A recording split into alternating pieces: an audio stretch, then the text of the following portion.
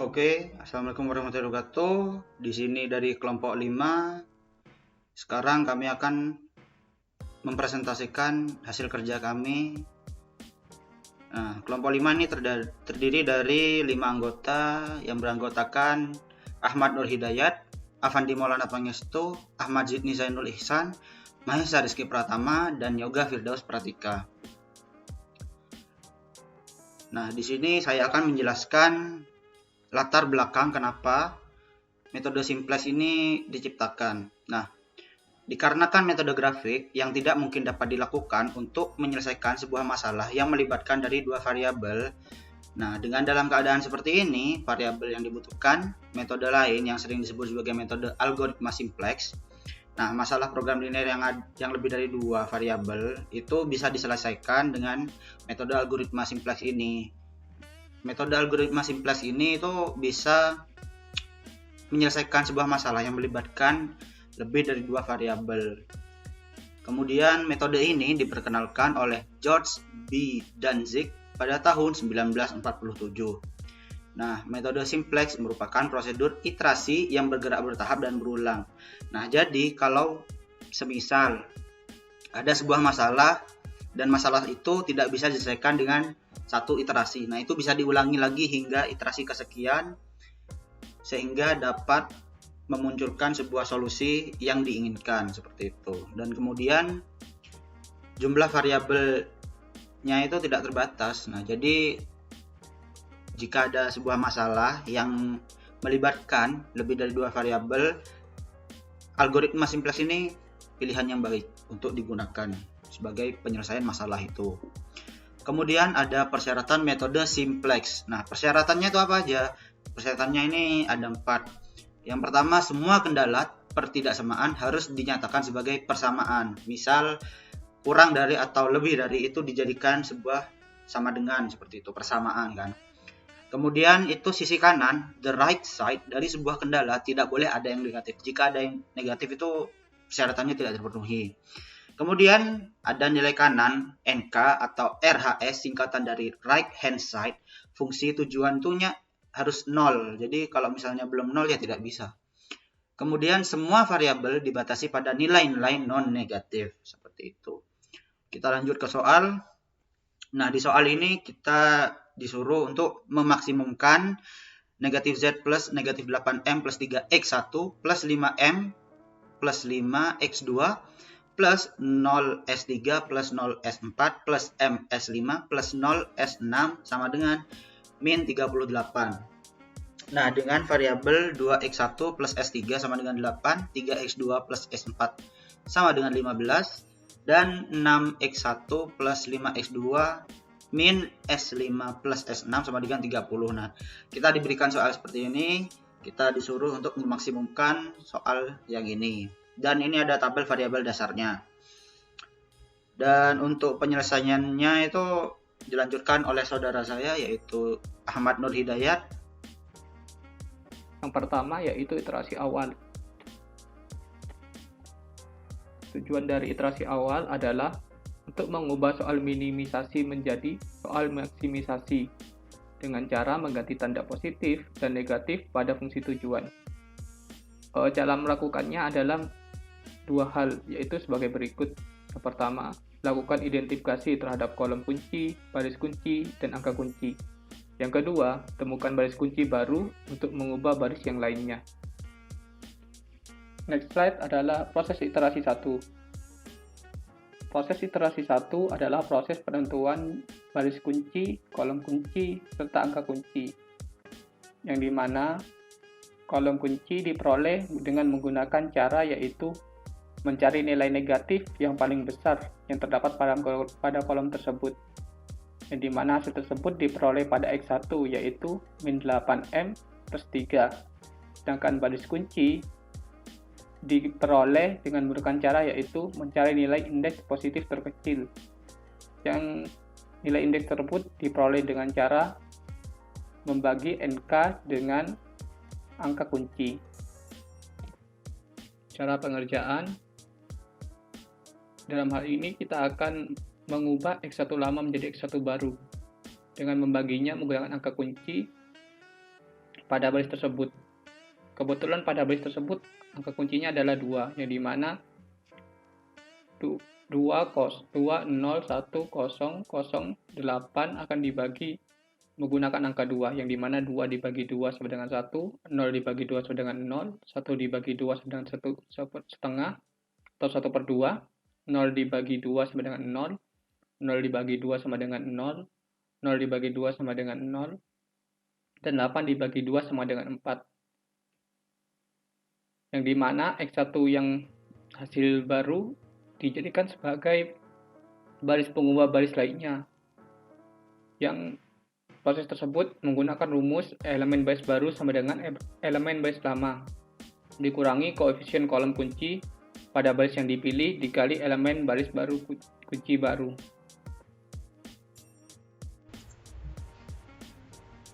Baik, di sini saya Mahesa Rizky Pratama, NIM 192410102054 akan melanjutkan presentasi yang sebelumnya telah dijelaskan dan dilakukan oleh teman saya yaitu Ahmad Nur Hidayat. Kali ini saya akan menjelaskan bagaimana cara pengerjaan pada Z baru, di mana elemen baris lama ini min 8M plus 3, min 5M plus 5, 0, 0M, 0, min 38M. Itu elemen baris lama akan dioperasikan atau dikurangi dengan elemen baris kunci baru, yaitu 1, 0, 1/2, 0, 0, 0, 4 yang dikalikan dengan elemen kolom kunci pada baris yang dipilih, yaitu min 8M plus 3. Selanjutnya min 8M plus 3 ini dikurangi dengan 1 yang telah dikalikan dengan min 8M plus 3, hasilnya 0. Kemudian yang kedua min 5M plus 5 dikalikan dengan 0 yang telah dikalikan dengan min 8M plus 3, hasilnya min 5M plus 5. Kemudian yang ketiga yaitu 0 dikurangi dengan 1/2 yang dikalikan dengan min 8M plus 3, hasilnya itu 4M min 3/2. Seterusnya begitu juga sama. Kemudian pada S4 yang baru sama dengan mekanisme pengerjaan pada baris sebelumnya. Pada Z baru, pada S4 ini menggunakan rumus yang sama juga, yaitu elemen baris lama dikurangi dengan elemen baris kunci baru yang dikalikan dengan koefisien kolom kunci pada baris yang dipilih. Di mana pada S4 ini elemen baris lamanya yaitu 0, 3, 0, 1, 0, 0, 15. Kemudian elemen baris kunci barunya yaitu 1, 0, 1/2, 0, 0, 0, 4 yang dikalikan dengan koefisien kolom kunci pada baris yang dipilih. Koefisien kolom kunci pada baris yang dipilih pada S4 yaitu 0. Jadi 0 dikurangi dengan 1 yang telah dikalikan dengan 0. Kemudian 3 dikurangi dengan 0 dikalikan dengan 0. 0 dikurangi dengan 1/2 yang telah dikalikan dengan 0, dan seterusnya.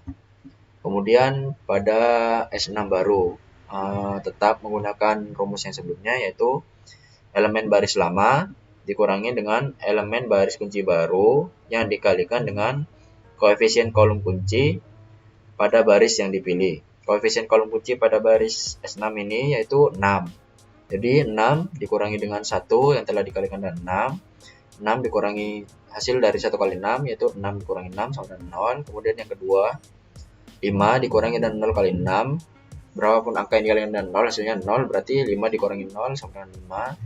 Yang ketiga yaitu 0 dikurangi dengan 1/2 dikali 6 sama dengan min 3, dan seterusnya juga sama. Skemanya seperti itu. Menggunakan rumus elemen baris lama dikurangi dengan elemen baris kunci baru yang dikalikan dengan koefisien kolom kunci pada baris yang dipilih. Nama saya Yoga Firdaus. Saya akan melanjutkan penjelasan dari Mahesa.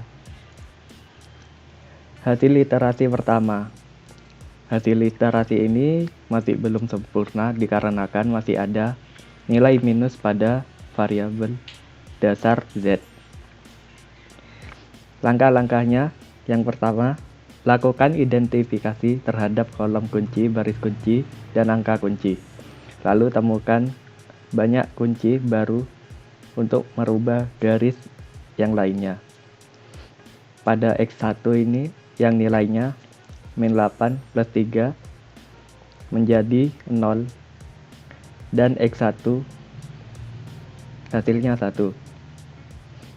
Kita mencari nilai minus pada kolom Z, yaitu nilai pada X2. Nah, nilai X2 ini menjadi kolom kunci. Mengapa? Karena X1 sudah mempunyai nilai pasti yaitu 1. Nah, lalu nilai indeks ini dihasilkan oleh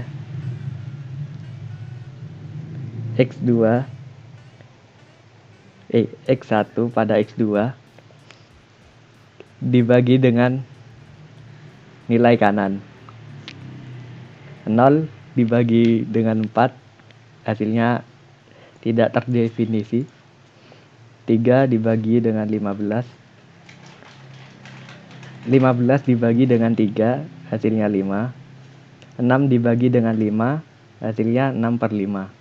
Lalu kita mencari nilai yang paling kecil pada indeks untuk mencari angka kunci, yaitu 6/5, angka kuncinya 5. Lalu kita bagi dengan nilai kunci dari 0, 5, min 3, 0, min 1, 1, 6 dibagi dengan angka kunci.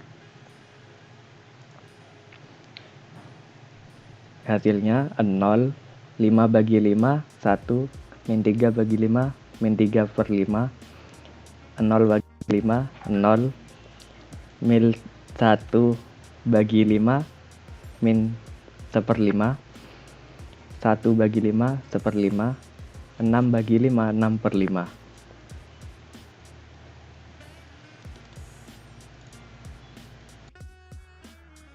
Selanjutnya yaitu cara pengerjaannya yang selanjutnya yaitu Z baru.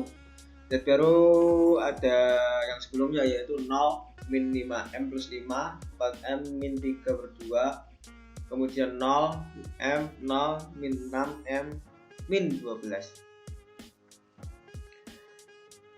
Kemudian yang bawah 0, 1, min 3/5, 0, min 1/5, 1/5, dan 6/5.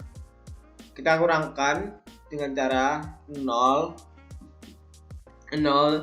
dikurangi 0 kali min 5M plus 5, berarti kan 0, berarti 0 kurangi 0, 0. Kemudian min 5M plus 5 dikurangi 1 kali min 5M plus 5, jadinya 0 juga karena plus.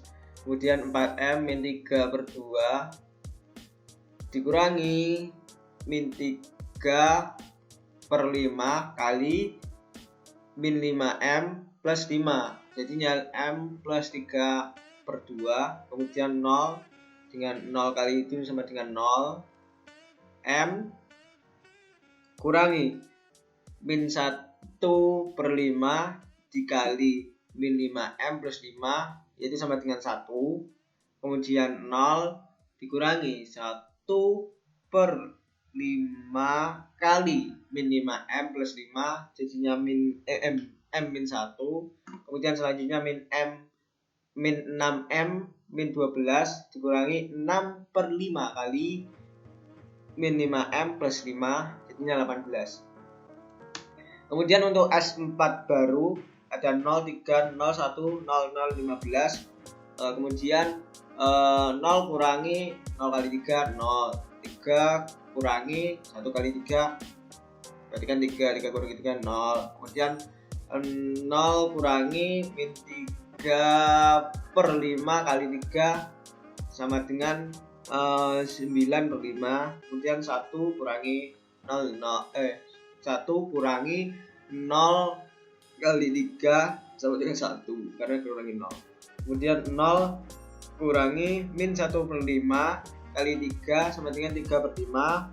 0 kurangi 1/5 kali 3 sama dengan min 3/5. Kemudian 15 kurangi 6/5 kali 3 sama dengan 57 per 5. Kemudian X1 yang baru kita dapatkan bahwa 1 kurangi 0 kali 0 1, kemudian 0 kurangi 1 kali 0 0 setengah kurangi min 3 per 5 kali 0 sama dengan setengah.